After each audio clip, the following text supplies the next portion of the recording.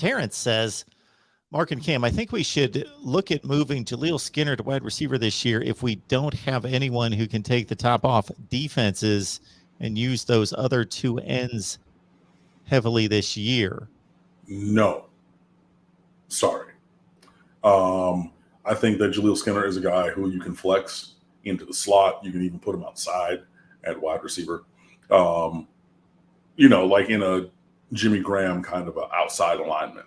But he doesn't have the foot speed to be a receiver. That's why he needs to be at tight end.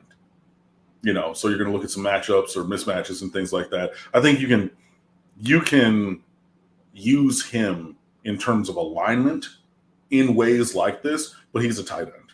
He's not a receiver. He doesn't have the foot speed to be able to do that, especially at this level. So, flex him around, put him in motion, from left to right, put him on the wing, so attached to the line, but that's that step back. You can put him at H-back. You can put him, number 3 in the slot on a 3-by-1 receiver set. You can put him at the point of a diamond. So if you go, a 3 receiver set in the other way, have 2 off the line, have him on the line. You could do a lot of things with him to move him in places to use his skills in that way. But I don't think that putting him at wide receiver does anything good for the player or the program, just because he doesn't have the speed, And I do think that we have guys. We might not have that number 1 Amon Richards. He's going to go by you and blur you over the top.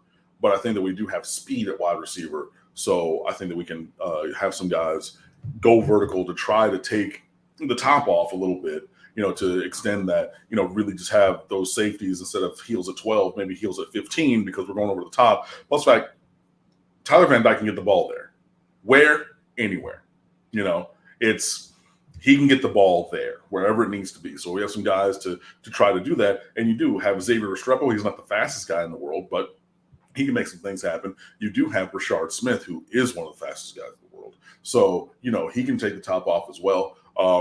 Jacoby George consistently gets, behind guys. Maybe he's making, contested catches, but, he's driving down the field and things like that. So there's ways that you can move him around a little bit. But I think that, using and the other 2 tight ends will be Will Mallory and Elijah Arroyo. I think that all 3 of those guys at the top of the tight end rotation can be used because Arroyo is a guy who you can maybe not as easily put all the way outside wide like you can with Skinner. But, I would say, you can do some funky things where you have 2 or all 3 of them on the field, but use them in a variety of alignments, including, inside and out, particularly with Skinner, because he's not the bulkiest guy right now. So he seems, body-wise, he's analogous to, and he's not the same player. He's not the same player. He's not the same player as who I'm going to say. Body-wise, at this point, he's 10 pounds lighter than Calvin Johnson at 6'5".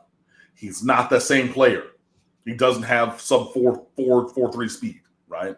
But can I use him now outside more than Elijah Arroyo, at 6'5", 230? Yes. You want to talk about somebody that size who's played at Miami. That's Daryl Langham.